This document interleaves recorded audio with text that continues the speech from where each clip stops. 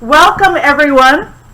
Oregon Potters Association welcomes you to our tile making workshop. This is for our tile installation at Showcase 2016. These brownies are very, very good. I'm really enjoying them. One of the perks to our people who are watching in other parts of Oregon and Washington is if you come to a workshop, there's usually food. So, I'd like to introduce Kathy Newland. She's been making tiles as well as other things for a long time, and she has a few tips to share, and we'll all get a chance to do some hands-on after this. Yay. Yay. I brought examples of my work. Dawn has examples of her work. I've got a work in progress, and here's some tile inspiration and technique books. You can, feel free to peruse. Just don't run off with them. I don't want to track you down. I want to talk a little bit about, and we did do a video, so if you're technologically savvy and want to go to our YouTube channel, you can actually watch the video on how we prepare the clay into a slab to try to prevent warpage or minimize warpage. It's a handmade tile. It's going to warp a little bit, and that's the beauty of it. If you want it perfect, go buy something that was commercially made. And we're kind of going into the assumption that these are largely art tiles and not necessarily appropriate for for placement in a floor or something like that. So, so to start with, when you start with the clay, I like using slab mats. If you don't know what those are, they have them at Georgie's. They're not terribly expensive, and I use those rather than canvas or cloth because it doesn't have wrinkles and they're really durable. And basically, when we roll out the slabs, I like to roll them out in increments and squish them a little bit at a time, turning them and flipping them each time as I make a pass through the slab roller to kind of even everything out and make sure it gets rolled in all different directions. My main rule is once the blob of clay goes onto the slab mat to get ready to go under the roller, I don't like it to be touched with human hands until it's at least this dry.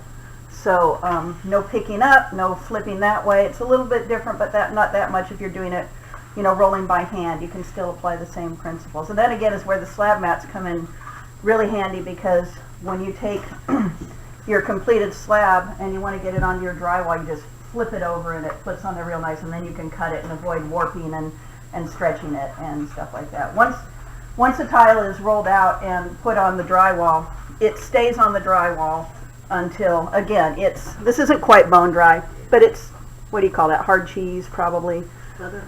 Harder than that. Harder than that. It's a little bit crumbly at this point. And when I'm not working on my tiles, they're sandwiched between two pieces of drywall so that I can just keep them nice and flat. I compress my edges, and I don't really know why I do that, except that I apprenticed to a production potter, and she was a stickler for that, and she scared me enough so that I do it. How do you do that?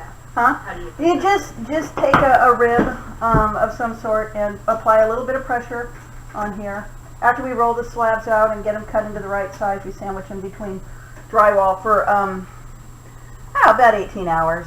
And that gets them just gets rid of a lot of the moisture, because there's drywall on both sides. The moisture goes away very evenly.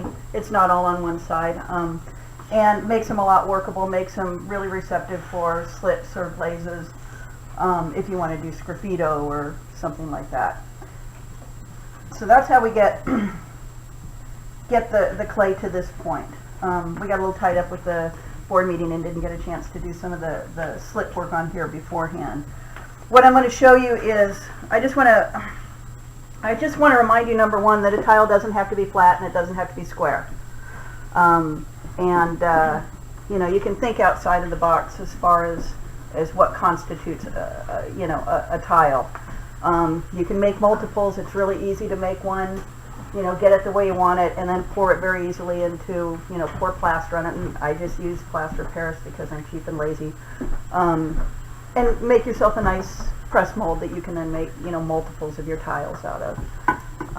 A lot of times with the dog tiles, the mold I have for those, that I created for those, is very vague.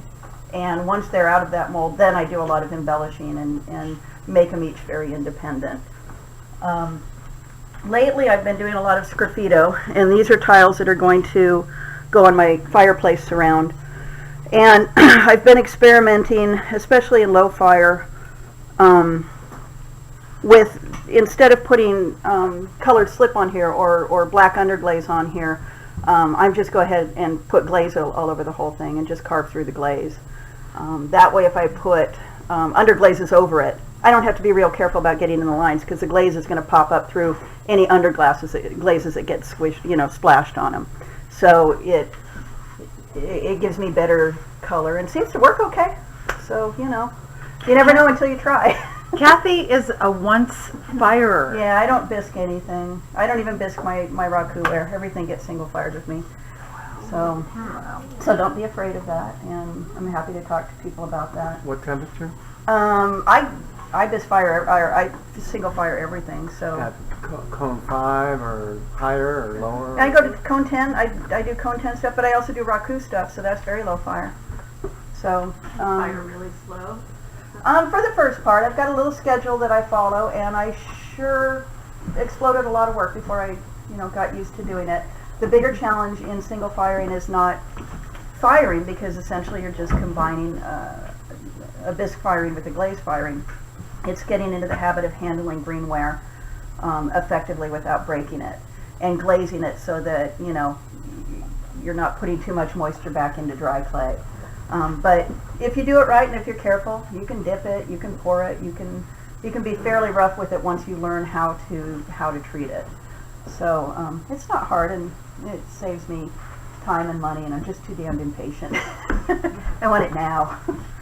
So I need to get some slip on a couple of these. I want to show you a really fun technique that I've been working with involving your printer.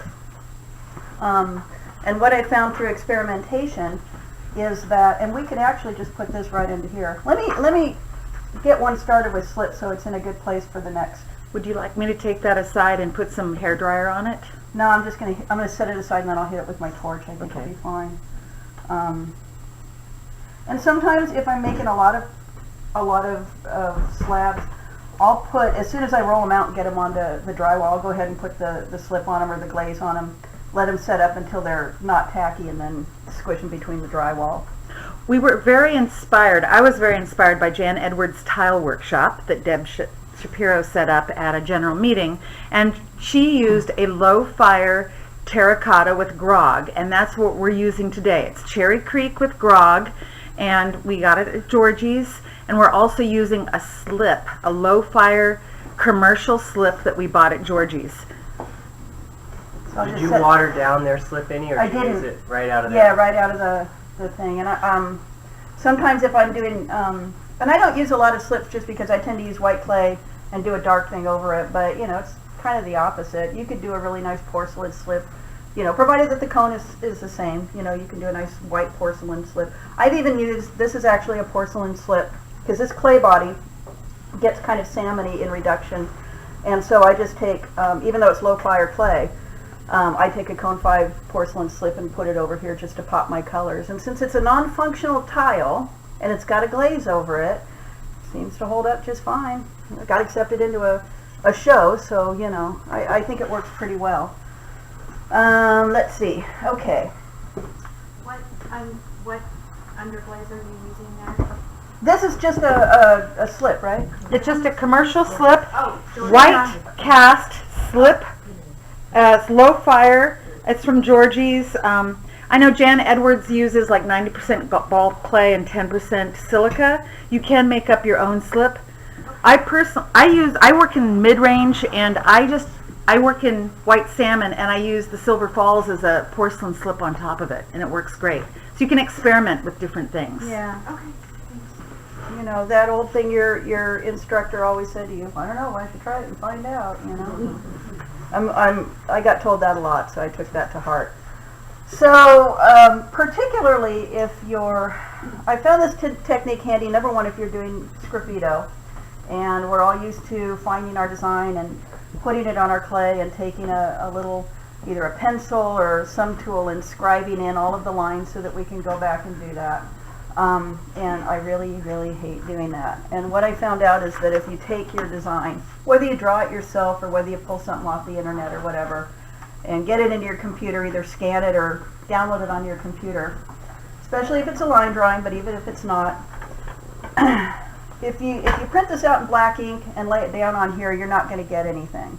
I don't know why that is. It's just a component of the ink. But if you print it in dark blue ink and let it dry, then you can just take it and set it on here. And I'm sure I have a ribbon here. I should have had that all ready to go. And I just smooth it on there. You can kind of tell when it's sticking.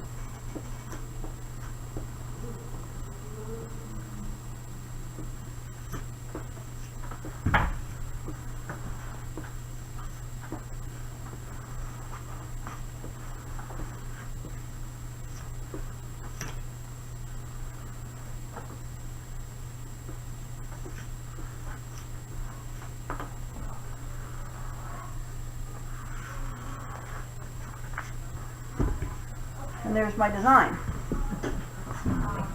I can walk It's a little around. hard to tell, but it's on there. It works much better on a white clay body, but there it is. And I can, then go ahead and do that. I brought this to show you because sometimes you want to do it in color. Sometimes, especially if you're doing it on a black underglaze or something, that blue doesn't show up very well. Red shows up, it transfers very well, but red fades really quickly, so use the blue if you're going to do that. Just a dark blue, almost black blue, and you'll get enough of a design so that you can then go back and start working and avoid all that scribing. What type of printer? Just an inkjet printer. Yeah, something we all have. And I did ask if this would fire. That'll burn off. It'll burn out. Yeah, it'll burn off. So it's just there for a guide, just to help you get your design transferred on. And I've taken multiple designs, cut them out, and placed them on there so that I can make up my own design. If you're working on a darker surface, like a black underglaze or something, this doesn't show up very well.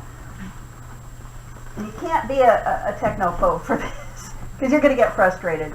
If you cut pieces of wax paper to the size of your printer, 8.5 by 11, and you very carefully, one at a time, feed it through, you can print it in color, and I think I have the right side here.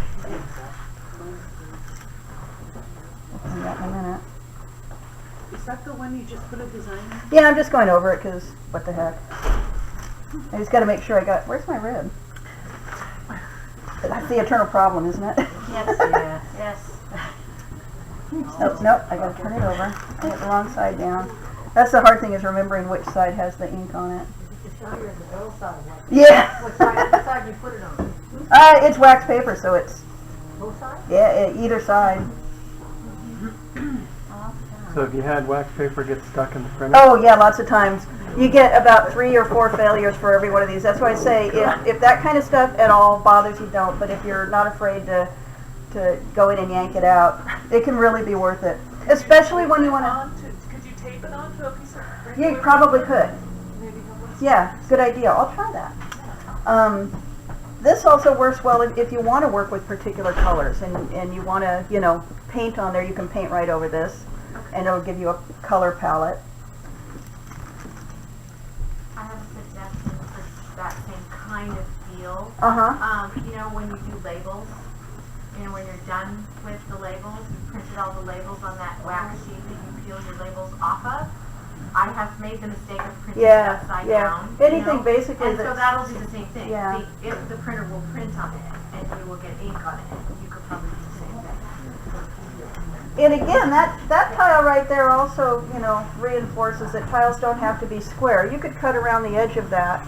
And so that has a stay while you're carving on it. No, give it a couple of minutes, it'll dry, and yeah, it'll stay there. Yeah. Great idea. Excuse me, is that printing ink? Well, good, because that's Yeah, It's just here. yeah. So, Can we get a shot for the studio or the I don't know, at-home can we? audience? that should do it. Let's see. That should be. 3D house of tile. Once you have your design on here, however you get it on, some people are builder-uppers, some people are carver-awayers, some people are pusher-arounders, and I primarily sculpt, and I'm not a sculptor who carves things away. You know, not that, you know, take away everything that isn't a horse person. I'm more of throw shit at it until it's a horse. That's kind of how I do it. But once you've got your design on here, whatever it is, and this is kind of how I do these dog tiles. It starts off as just a flat thing like this. You can go in underneath your tile and you can, you know, push it out to give it a little depth if you wanted to make this more 3D. You could come in around the edges and just give a little bit of relief like that. And again, mostly, you know, you guys all work with clay, so I'm not really telling you anything you don't know. I'm just trying to get you to think about, you know, what is a tile? What can I make a tile? And pretty much anything I feel that you want to call a tile is a tile. And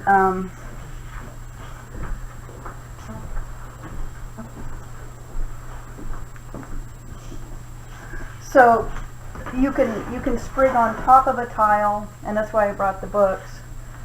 What am I missing, Dawn? I feel a little lost here. I can't remember. Those indenting rollers that are in that box over Yeah, there. yeah. Do you want to play with one? No, I don't. But we can use them. We'll all have some chance. Yeah, we're all gonna after do this. If the one that you have covered with white, you can show the Sgraffito when that's ready. Yeah, let me pull out my And show phone. us how you would go about adding clay. Oh yeah, okay. I mean, my clay is so finicky it would all pop off. Yeah, let's get a little fire going. Scarecrow. She's an electric firer. She's more scared of fire than I am. I only have gas kilns, so I like fire. So you want to dry it out a little bit before Just you a start? little, yeah. You carving want it, into yeah. You don't want it sticky. You want it to get about the same stiffness as the clay underneath it. It's like when you're trimming a pot. You know when a pot's too wet and the clay just sort of sticks to the tool and wants to stick to the bottom of the pot. You want it to be so that it nicely comes up in a clean piece that you can brush away or blow away. It's kind of at the point now where, you know, it's not sticking. I might like it to be a little bit stiffer, but if you were going to do a bunch of these, at this point I'd probably throw a piece of drywall on it and set it aside for half an hour. And when I came back to it, it would probably be just about right. If your tile was a little on the dry side, you let it go a little bit too long, throwing that cover of slip on there will bring it back to a nice consistency. And more than the slip, the clay underneath being the right consistency to carve through without glumping up and so that you could do, you know, fine work. And I'll just go ahead and use this again. That's the right side. So we'll throw him. Yeah, you can kind of use these. This is obviously not my normal rib, or I'd be able to see it.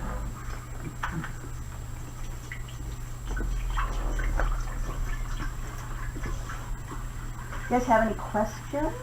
How many times can you use it? I don't know. Let's find out.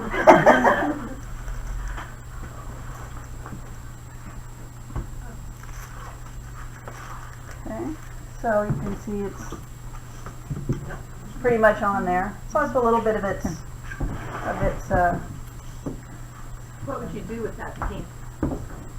Paint the colors on? I'm going to show you. You could, you know, if you wanted to have that guideline. I had a question. Okay. Sgraffito here, you use the slip, the same type of... No, this is Or is actually, that glaze? this is a glaze. But you could use slip. Yeah, you could use Traditionally, slip. use slip. Yeah, No. I use glaze because I want to go in and I want to color all of this in, and if I have to be really, really careful if it's underglaze, because I don't want to put, if you put another color of underglaze on top of it, you know, they're going to muddy together. If you use glaze, the glaze just is so much stronger that it'll pretty much negate any underglaze that happens to get slopped on top of it. So, Are we taking these tiles with us to glaze? yeah, later? yeah, Okay. yeah. Everybody will go home with a tile and 2 pieces of drywall. And we have a variety of Duncan cover coats underglazes here. So if you would like, you can either cover your tile in the white slip, or you can do both that and also use the underglazes. And there's a bunch of printouts of various kinds of things if you So want you to can play try with the that transfer technique too. So, you know, Scrappito, are you all familiar with Scrappito and what it is? And like I said, typically it's done with a white clay with a dark, you know, contrasting, but there's no reason you can't do it this way. And if you wanted to get a little different pop and not have that dark clay underneath it, you can always inlay glaze over it. And I can show a little bit of that later. I can show it with the slips. And when you do Scrappito, you're cutting through the surface down to the thing below. It gives a very, like anything else, it depends on your technique. You can have a very fine, precise technique, but you also find that you can get a lot of different interest. And this is maybe a little softer than I might ideally use it, but We brought hairdressers. We brought hair dryers, so you can dry it up to your required firmness. so by using direction, you can you know, indicate movement and you know, you can do lots of wiggly things, and as individual lines and stuff, they don't look really great, but when you start, and I usually just use a brush to get all that stuff off of there, but the more you add up and the more you take away, the more interest you get. And that's basically what I've done with these. Is I tried very hard when I was making the lines to indicate, you know, the motion of the fire and give it some life. And that's one of the nice things about Scrappito. It's very much like a woodcut in that you can indicate, you know, you get movement and life and all of that. And I kind of feel like you shouldn't be too precise. You should, you know, do it from your shoulder rather than from your wrist, kind of thing. Is your tool the kind that has just a little curved wire, It right? does. It's got a little pointy thing, and I've got several tools. This one works real good too for making lines. Yeah. So sometimes you're digging in and carving a groove, but other times you're denting in with a tool. If I want a finer line, this will only go so fine. Right. So, you know, you might want to, you know, use something very fine if you want to, you know, I don't know, do fur or something like that. Yeah. And on the same token, big right here.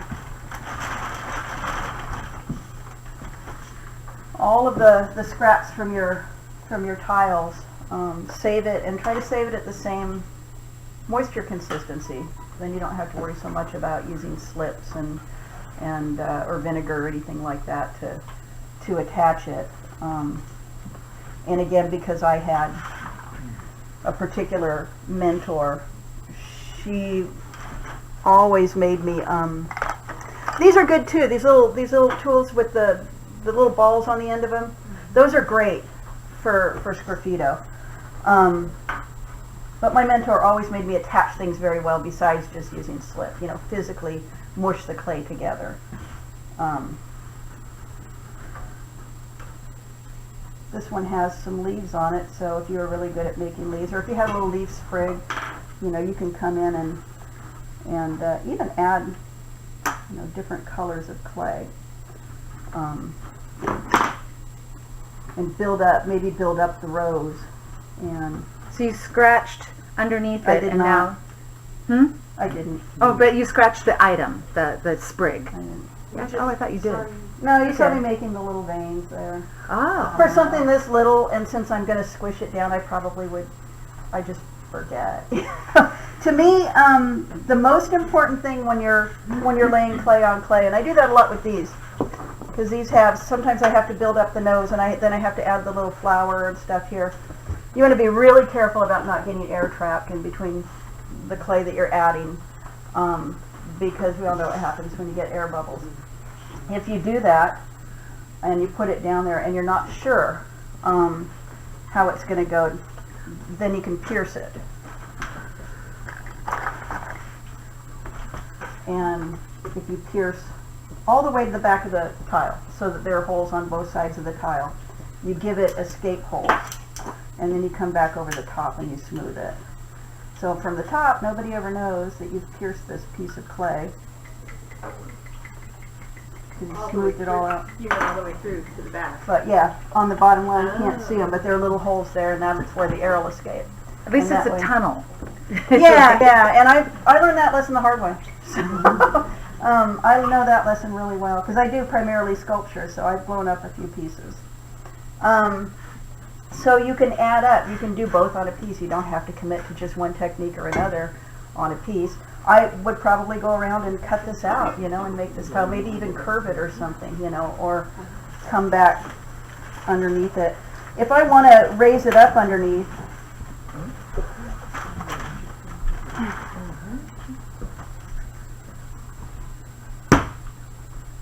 I can put a temporary piece of clay underneath it. It'll give me a little bit of a raise there and give it a little depth.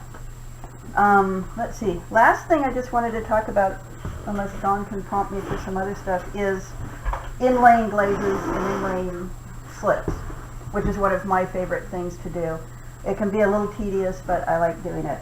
And you go about, it's kind of like doing a negative of sgraffito.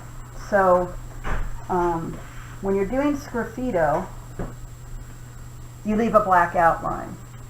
When you're doing this technique, you're going to add the black outline. So you're rather than taking everything that's not an outline away, you're only taking the outlines or the lines that you want to enhance. And after you get it all done, you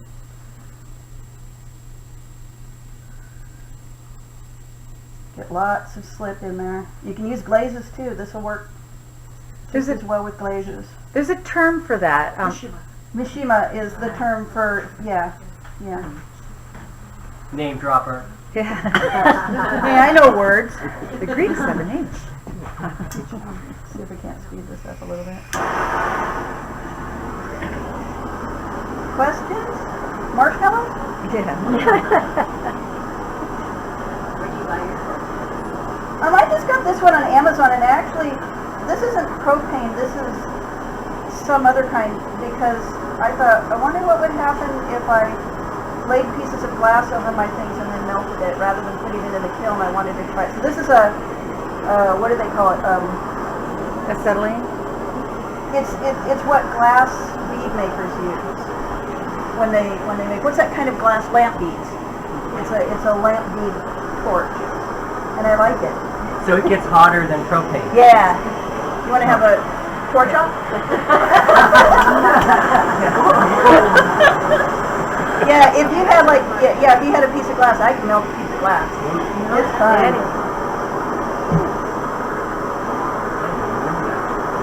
May have to let this go. But y'all know what I'm going to do after this gets pretty dry, right? Oh, what are you going to do?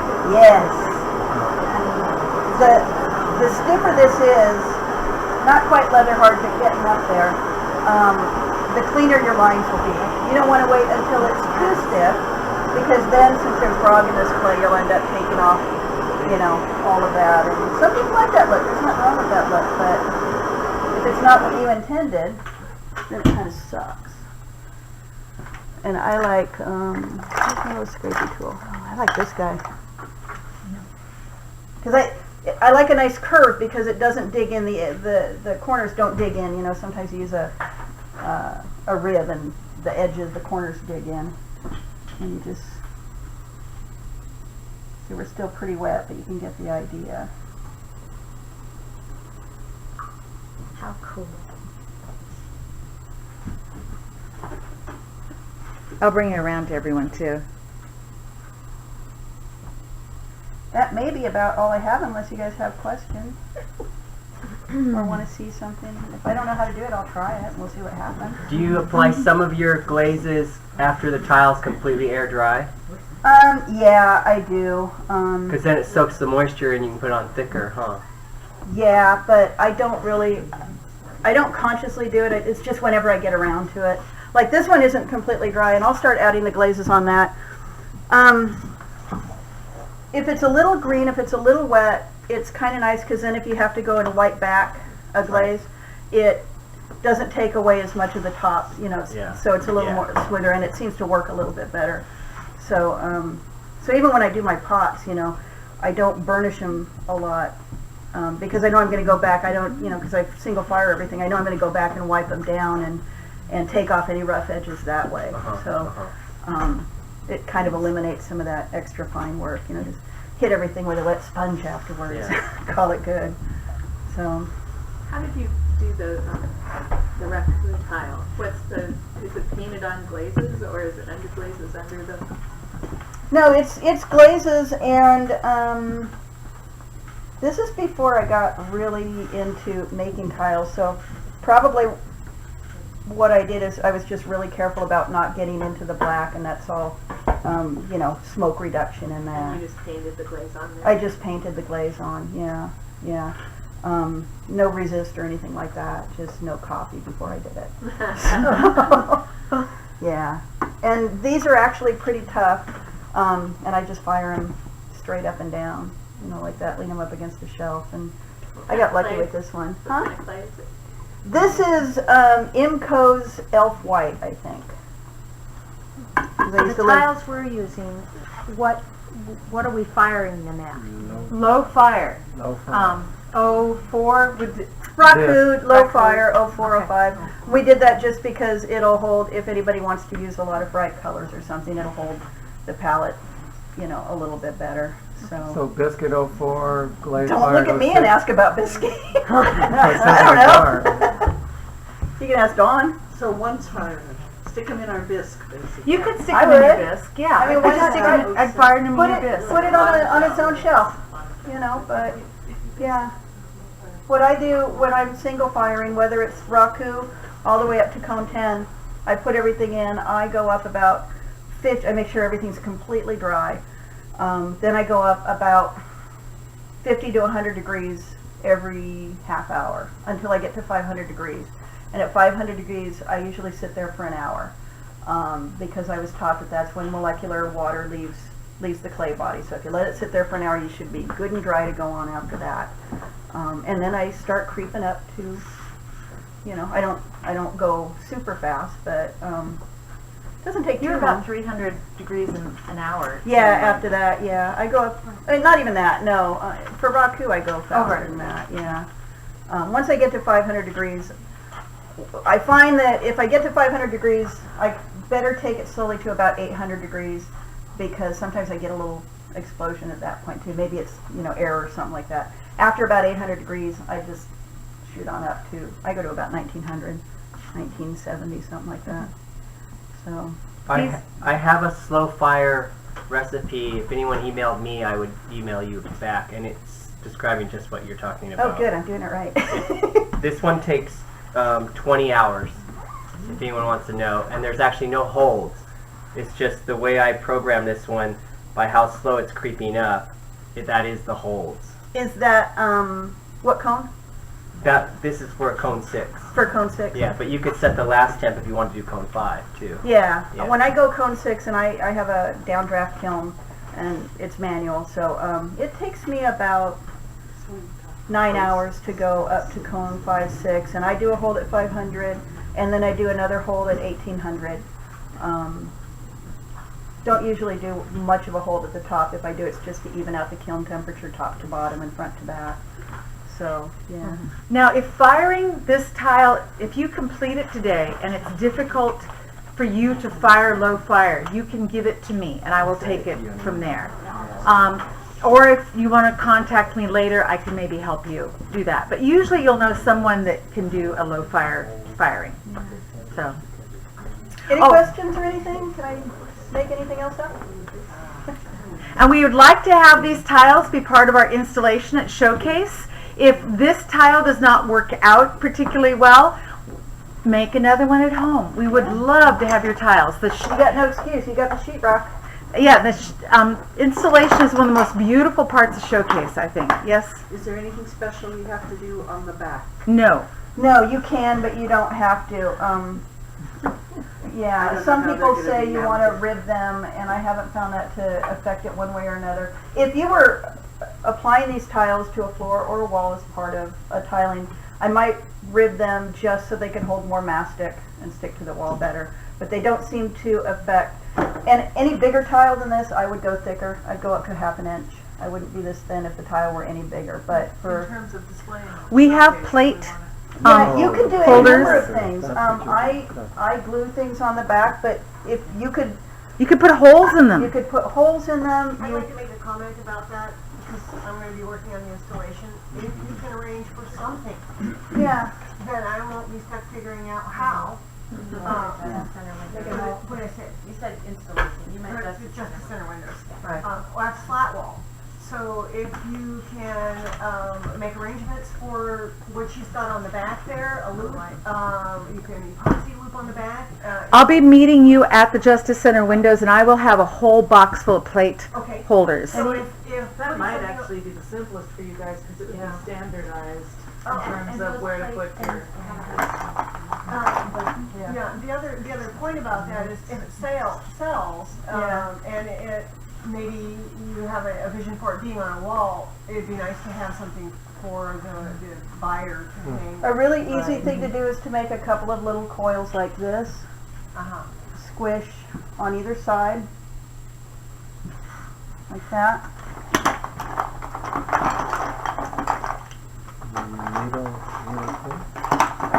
You can even just take a toothpick and stick it in there and leave it in there, but I usually put a hole through like that.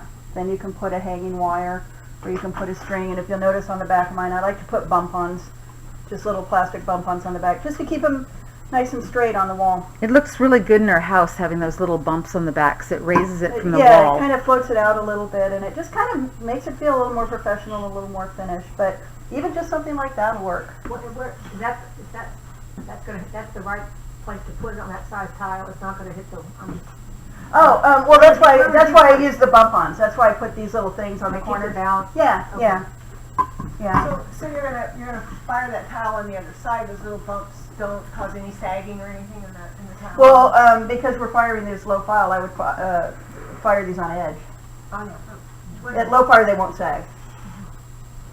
And if you're rakuing them, they're easier to get out of the kiln when they're on edge. So, Oh, so you're firing them. Vertical. yeah, just, you can lean up 2 or 3 against the kiln post. Or against the kiln wall. Well, I can, because I don't have a lot of elements, so. Or you could put it flat on top of a couple pieces of kiln furniture, just raise it up. You could do that And it too. doesn't say.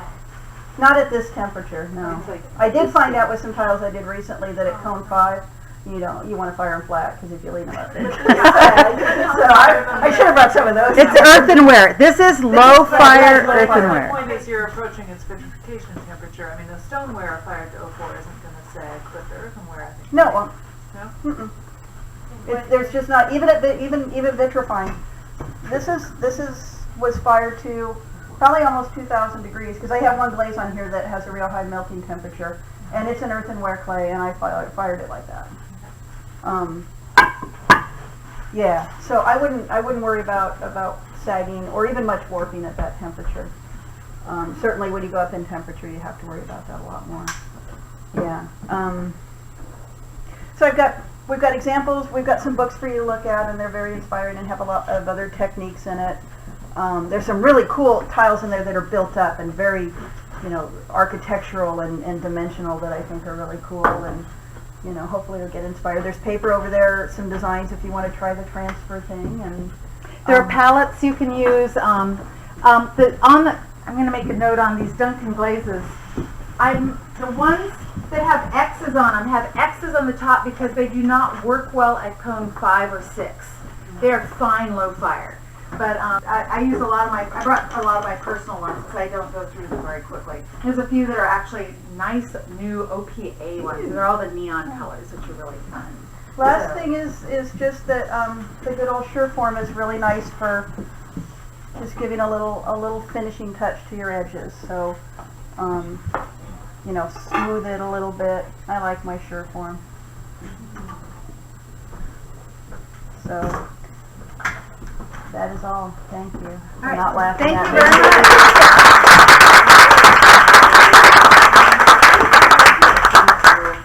much. And